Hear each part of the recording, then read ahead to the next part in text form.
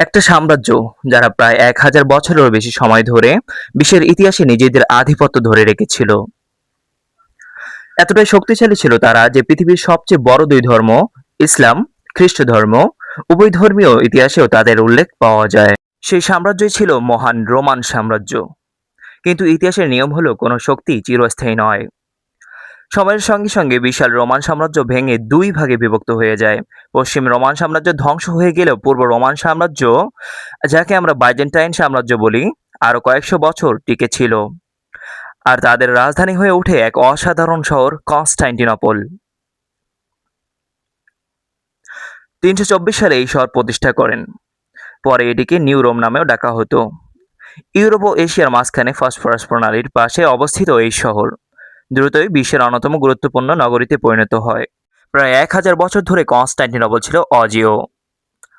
অসংখ্যবার আক্রমণের শিকার হলেও কেউ এই শহর দখল করতে পারেনি।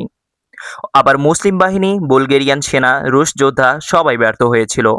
এর প্রধান কারণ ছিল শহরের অসাধারণ প্রতিরক্ষা ব্যবস্থা। প্রথমত, এর ভৌগোলিক অবস্থান ছিল অত্যন্ত কৌশলগত। সমুদ্রপথে শহরে ঢুকতে হলে গোল্ডেন হর্ন নামের জলপথ অতিক্রম করতে হতো। সেখানে রোমান নৌবাহিনী বিশাল লোহার শিকল টেনে জাহাজের পথ বন্ধ করে রাখত।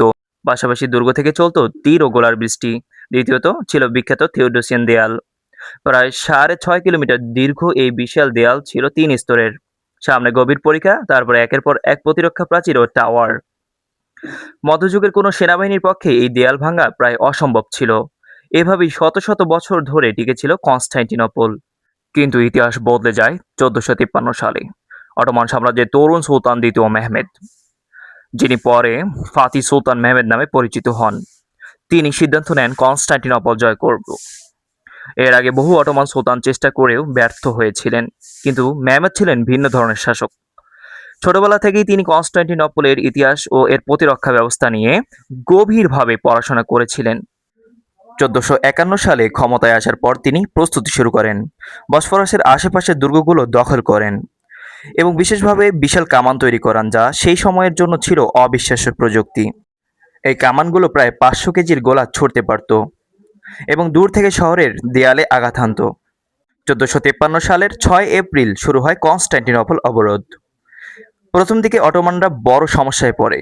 কামানগুলো শক্তিশালী হলেও একবার গোলা ছোড়ার পর ঠান্ডা হতে কয়েক ঘন্টা সময় লাগত। ফলে রোমানরা ক্ষতিগ্রস্ত দেয়াল দ্রুত মেরামত করে ফেলতে পারছিল। অন্যদিকে গোল্ডেন হর্নে থাকা লোহার শিকল অটোমান নৌবাহিনীকেও আটকে দেয়। পরিস্থিতি দেখে মনে হচ্ছিল আগেরবারের মতো এবারও হয়তো অটোমানরা ব্যর্থ হবে। কিন্তু তখন ওই সুলতান মেহমেদ এমন এক কৌশল নেন যা ইতিহাসে কিংবদন্তি হয়ে আছে। তিনি রাতের অন্ধকারে নিজের যুদ্ধজাহাজগুলোকে স্থলপথে পাহাড়ের উপর দিয়ে টেনে গোল্ডেন হর্নে নিয়ে যান। রোমানরা কখনো কল্পনা করেনি যে জাহাজ স্থলপথে আনা সম্ভব। সকালে ঘুম থেকে উঠে তারা দেখে অটোমান জাহাজ তাদের পেছনের জলপথে উপস্থিত। এই ঘটনাই যুদ্ধের মোড় ঘুরিয়ে দেয়। রোমানদের তখন দেয়াল থেকে সৈন্য সরিয়ে গোল্ডেন হর্ন রক্ষা করতে হয়, ফলে মূল প্রতিরক্ষা দুর্বল হয়ে পড়ে। অবশেষে ১৪৫৩ সালের ২৯ মে সুলতান মেহমেদ সর্বাত্মক আক্রমণের নির্দেশ দেন। অটোমান কামান অবিরাম গোলাবর্ষণ করতে থাকে, আর জেনেসারি বাহিনী দেয়াল ভেঙে শহরে প্রবেশ করে। শেষ রোমান সম্রাট কনস্টান্টিন একাদশ শেষ মুহূর্ত পর্যন্ত যুদ্ধ করেন। এর মাধ্যমে শেষ হয়ে যায় প্রায় ১,০০০ বছরের বাইজেন্টাইন বা পূর্ব রোমান সাম্রাজ্য। কনস্টান্টিনোপল হয়ে ওঠে অটোমান সাম্রাজ্যের নতুন রাজধানী।